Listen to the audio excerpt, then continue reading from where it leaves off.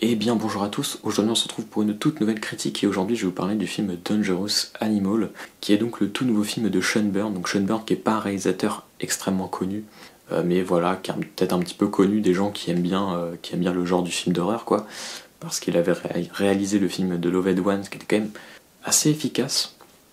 Voilà, un petit film bien efficace, voilà, bon, que j'avais pas trouvé exceptionnel mais bon ça se tenait relativement. Il avait fait aussi le film The Devil Candy, que je n'ai pas vu lui par contre, donc n'hésitez pas à me dire si ça vaut le coup de le rattraper. Et donc là il débarque avec ce nouveau film donc, qui est un peu vendu quelque part comme un espèce de film de requin, en tout cas à première vue, parce que quand on creuse en fait, c'est pas vraiment un film de requin en fait. Alors il y a des requins, mais en gros, voilà, la conclusion du film c'est un peu que le requin c'est l'homme quelque part. Et très vite on va le comprendre, quoi. Dès la scène d'introduction, je vais vous la raconter quand même parce que je pense que ça permet un petit peu de bien parler du film ensuite. Et de toute façon, ça passe très très vite. Et puis voilà, nous-mêmes on comprend un petit peu. Je vais pas devoir vous la raconter dans le détail, mais simplement pour pouvoir vous parler un peu du film. Mais si vous voulez absolument rien savoir sur le film, j'ai envie de dire, quitter cette vidéo. Voilà, moi je suis je suis vraiment très très mitigé sur ce film-là. Parce que je trouve que globalement, on est sur quelque chose de très très répétitif dans l'horreur.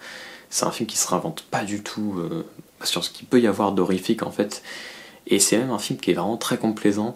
Alors je sais qu'il y a des gens qui aiment bien par exemple les tortures porn ou ce genre de films. Et même moi je peux peut-être en aimer certains de ces films-là. Voilà, par exemple, il y a des films comme Hostel par exemple. Bon, je suis pas un fan d'Hostel, mais il y a des choses qui m'intéressent dans ces films-là. Mais c'est pareil, c'est pas des films par exemple très répétitifs non plus, quoi. Enfin, il y a quand même.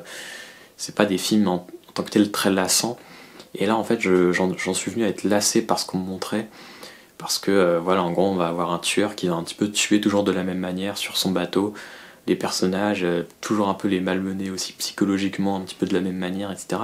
Et moi, il y a un truc qui m'a gonflé et j'ai trouvé qu'il n'y avait pas d'inventivité en fait formelle, quoi. Parce que moi, ce que j'attends d'un film d'horreur, c'est que il se passe quelque chose avec la mise en scène, etc. Et là, il se passe que quelque chose avec le personnage de l'antagoniste, voilà, qui joue bien d'ailleurs, hein, ce fou. Ouais, j'ai plus le nom de l'acteur. Ouais, donc Jai Courtney qui joue le personnage de Tucker, parce que voilà, en gros le film c'est tout simplement, voilà, on a un gars voilà qui propose ses services, donc voilà, vous montez sur son bateau et puis il vous fait descendre dans une cage pour aller admirer les requins, quoi.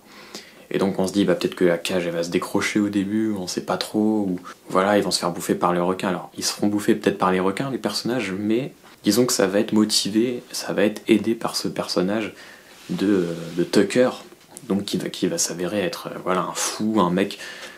Voilà, tu peux pas avoir de la sympathie pour ce mec. Alors même si le film touche un peu aussi, par moments un peu à la drôlerie, parce que le personnage, voilà, il fait des vannes.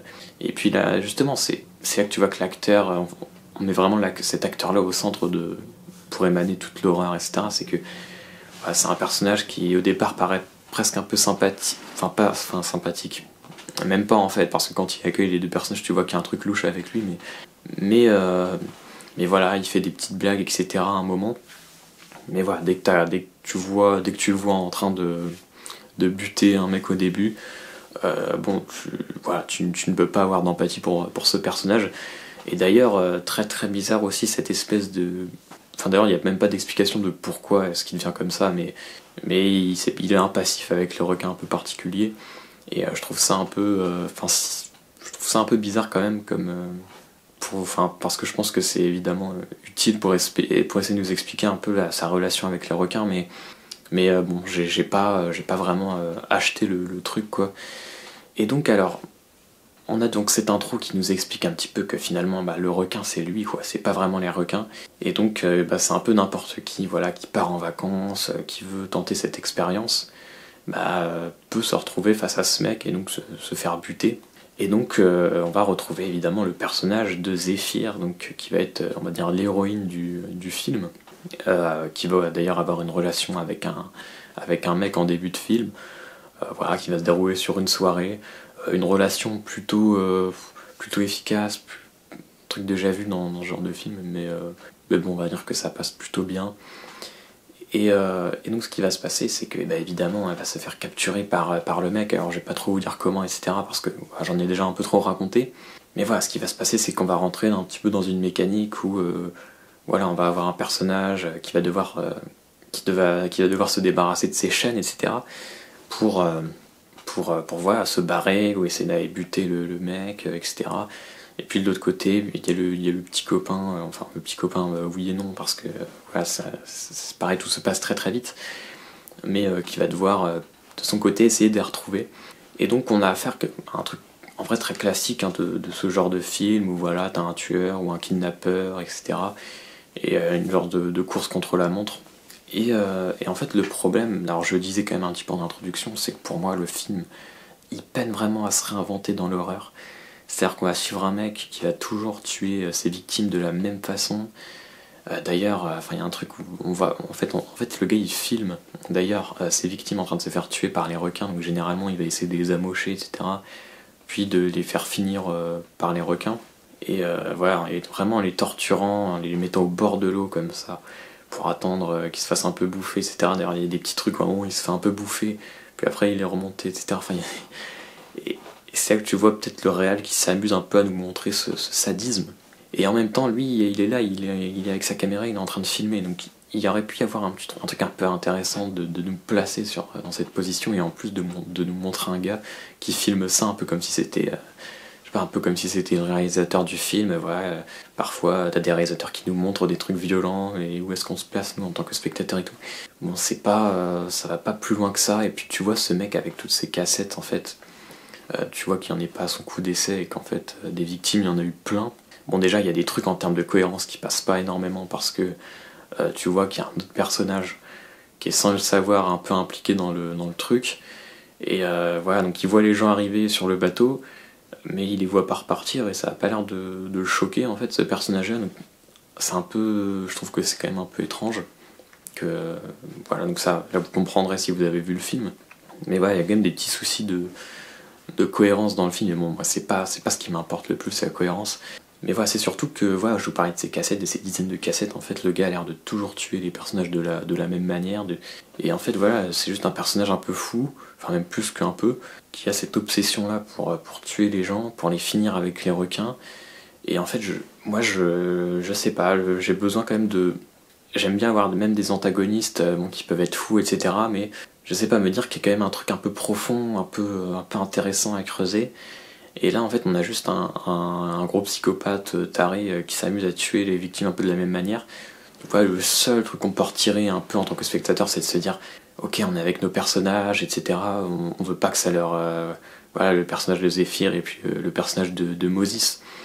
Voilà, on veut pas qu'ils se fassent buter, etc. Donc on espère un peu pour eux, et puis on a évidemment envie que l'antagoniste se fasse buter et prenne très très cher. Mais voilà, en fait, il y a rien de plus que vraiment ça, enfin que ça. J'ai pas vu de plan particulier qui m'a impacté en fait pendant le film, parce que moi c'est aussi ça que je recherche. Enfin, c'est une mise en scène qui me... C'est que ça soit la mise en scène qui produise quelque part la peur, et pas uniquement un personnage un peu foufou. D'ailleurs, pour parler un peu de la folie du personnage, t'as carrément un moment, une séquence où le gars il est là, il danse, etc. Enfin, bon, ça donne tout de suite un peu le ton aussi du film, et la place de l'acteur en fait dans le film. Donc voilà, j'aurais du mal à dire que c'est vraiment un mauvais film en fait, parce que c'est quand même relativement efficace. Les requins d'ailleurs, parce que bon, on voit quand même des requins dans le film. Bah, ils sont, par exemple, ils sont totalement... Enfin, ouais, je trouve qu'ils sont convaincants, quoi. Tu te poses pas, tu te dis pas, putain, ils sont mal faits ou quoi. C'est assez naturellement, tu les vois, donc tu te dis, ça passe. Ça passe très bien, même. Et voilà, les personnages, tu peux t'y attacher, les autres, enfin, l'antagoniste, tu t'y attaches pas, bon. Voilà, des choses très classiques. Mais voilà, moi, je pense que c'est pas un film qui va me marquer. Voilà, je pense que ça va plaire à des gens qui ne demandent que un petit film comme ça, de vengeance, on va dire, ou en tout cas un petit thriller. Voilà, et puis ceux qui aiment bien aussi peut-être les films de requins, donc si vous aimez retrouver à la fois l'ambiance un peu thriller, et à la fois peut-être aussi le fait qu'on soit en mer, etc., ça peut être intéressant, on va dire. Mais voilà, moi j'ai trouvé que c'est un film qui manquait clairement de consistance, ou en tout cas d'intérêt, je trouve, pour vraiment les personnages, pour la psychologie des personnages. Donc voilà, donc quelque part c'est un peu frustrant parce que il y a quand même des petites scènes, des moments de tension, on va dire, qui sont relativement réussis. Mais c'est pareil quoi, en fait le problème c'est que le film ne fait que répéter continuellement ce qui quelque part arrive à faire. Mais sauf que voilà, quand tu répètes des choses, bah, ça finit par ne plus marcher quelque part parce qu'on a déjà vu, voilà, il y a énormément de ce truc d'aller-retour qu'on peut pas parfois voir dans les thrillers, le personnage qui va un peu réussir à s'échapper. Finalement, bah non, il va être ramené à sa position initiale, il va devoir se rééchapper, et non, etc. etc. Et voilà, le film est un peu bloqué dans un truc comme ça. Donc voilà, je me suis moi-même un peu répété, je pense, dans cette vidéo. J'espère que vous avez quand même aimé cette critique. N'hésitez pas à me dire ce que vous en pensez, que ce soit de la vidéo ou du film. Et moi, je vous dis salut.